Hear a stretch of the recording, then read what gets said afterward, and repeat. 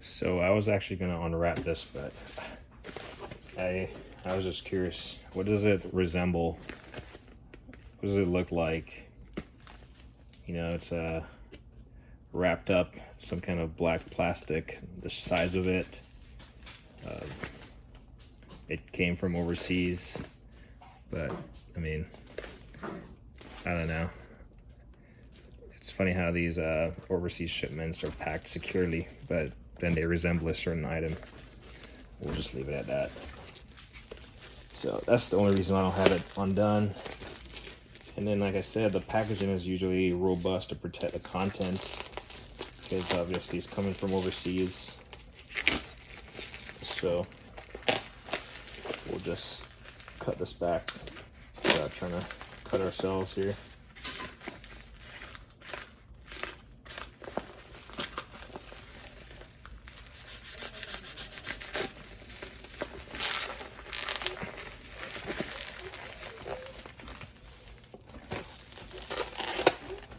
This DeWalt knife is not too bad.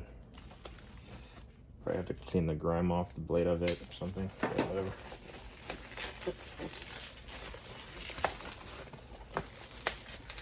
So this is a air tool attachment.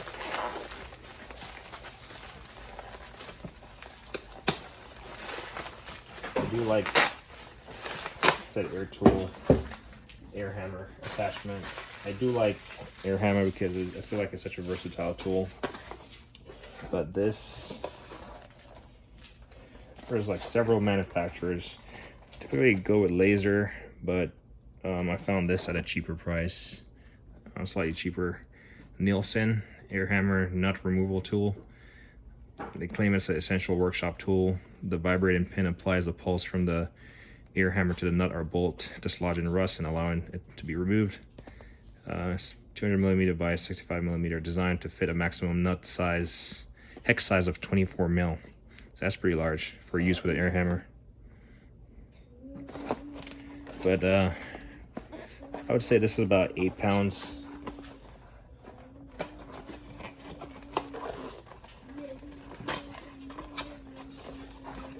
And I just don't want it to fall out. Hey, chill with the noise, man. So,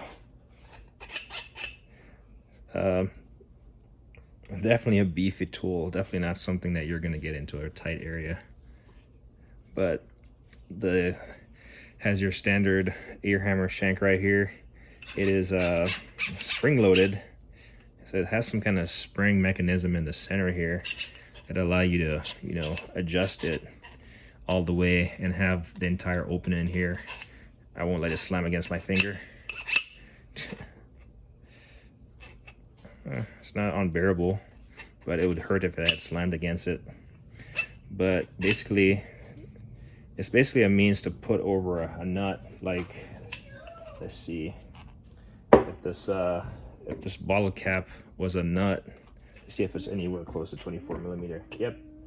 So if this bottle cap was a nut that was completely corroded and you needed to apply, you know, some impact and force to it, yeah, you can use a standard air hammer bit, but chances are it's gonna just keep sliding all over the place. This gives you a little bit more control over it. Again, this is a pretty bulky item. I will say that much. It's not gonna work in all applications. And then the head of it, it's like, so one side, I don't know if you can really see it. Let me try to adjust this light.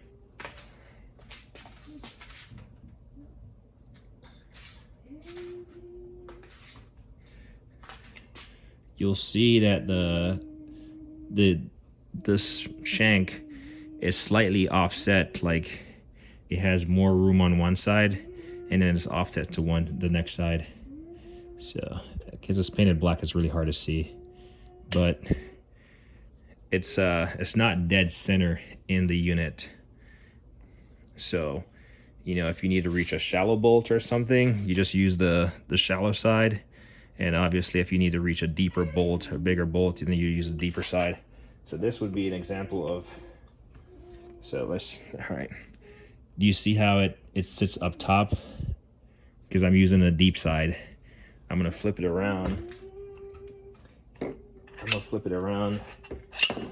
And we'll just do the shallow side. And you see how it's like further down on the actual simulated bolt right there. And you got all that gap up here. So it's basically however it fits for you and suits your need, but it's a pretty interesting tool. I can grab my air hammer. It's not going to be connected to anything.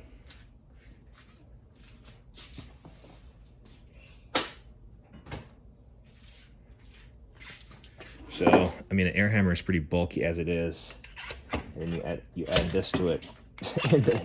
This is definitely a two-handed operation, but it makes it for it very stable.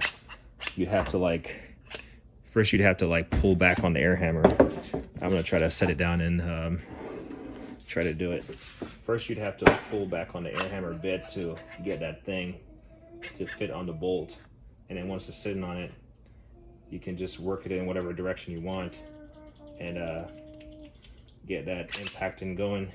I actually got some air in my compressor.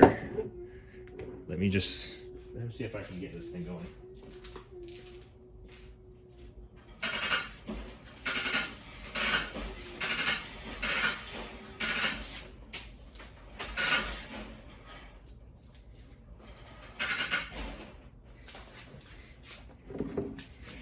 So I'm gonna try to shift the camera back here slightly. Nope, go back. See, you're gonna hit your head.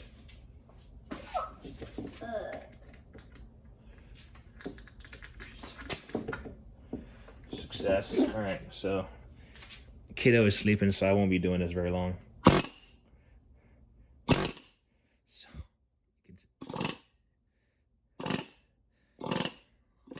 So standard impact and action, it's just,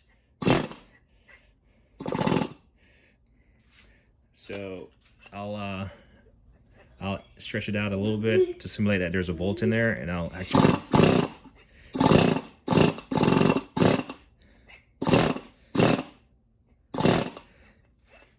like I said,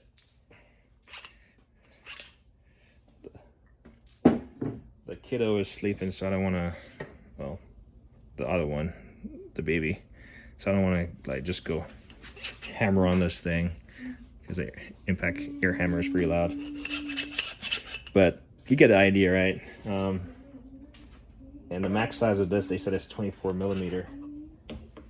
So the men's size, I'm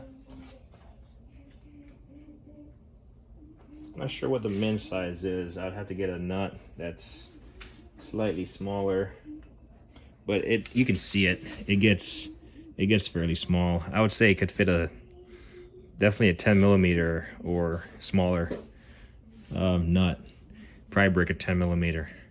But if you have like a large suspension bolt and you have the means to fit it in here, in this opening right here, you can definitely you can fit it through this opening, or you can just drop it from the top onto the nut, and you just kind of position this. Like I said, this is a two-handed operation.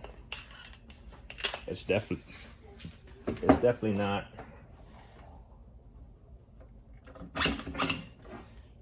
a one-handed operation by any means. You need one hand on the air hammer for positive control, and then you need well, you have this nice full-size grip right here.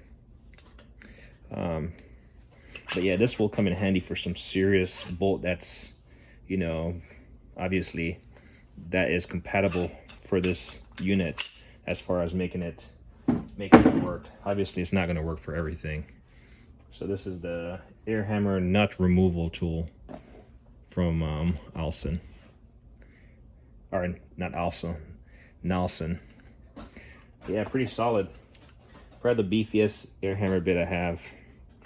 And all of this, it's just working on some kind of suction, or not suction, but spring mechanism in here. But anyway, Carter, let me have that. Let me have that, please. Come on, bring it to me. And then I have one last tool. My son took it. It's not really a tool, but I went to Home Depot today and I saw they had these on sale.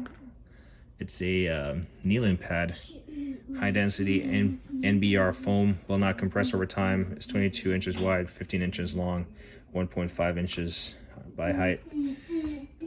Children noise, man? Meant for automotive, job site, household gardening. What else? They claim it's water resistant, petroleum resistant. But I've tried it today. It was made in China. But I was trying to hook up my scan tool to the car, and I tried it, and it's pretty solid. It I have a smaller one, Red Home Club Pro Pad, and yeah, this works. It's just smaller, so I have to, if I'm gonna drop to my knees, I just got to make sure I'm gonna be hitting the pad. And then what I do like about this, it has a little handle. Not that I tend to use the handle, but occasionally I find myself doing that. But this one does not have a handle. It has Husky on one side labeled, but it's a really nice, good size pad, you know, where you can sit on it, you know, rest your back on it or something. Like, it was like 14 bucks at Home Depot. I saw it, I picked it up. Really nice. And it has this like foam membrane and then like a little smooth outer layer. This one, I've been like using it to wash my car, and I'll like drop it on the floor and like it will get wet and it will dry off in no time. I've never cleaned it off, you know, but if you have to get on your knees occasionally to, you know, work on your car or something, do something around the house, definitely recommend one of these for some cushion. But anyway, these are the two items I have to show you. Looking forward to using this. I mean, granted, it wouldn't be a great situation having to use this, but just the ability to control what you're impacting, and you know, the ability to like keep it on there. If you were supposed to use a standard, you know, a standard flathead air hammer bit, you know, the chance of this like slipping off each time you impact is, you know, high. But my go-to first would try to use this, I would say, because it offers probably more controllability, and then obviously in a tight area, this apply some heat, some PB Blaster, you know, let it soak for a bit, and we'll do the job. But anyway, like me always say, like on, don't hit the thing.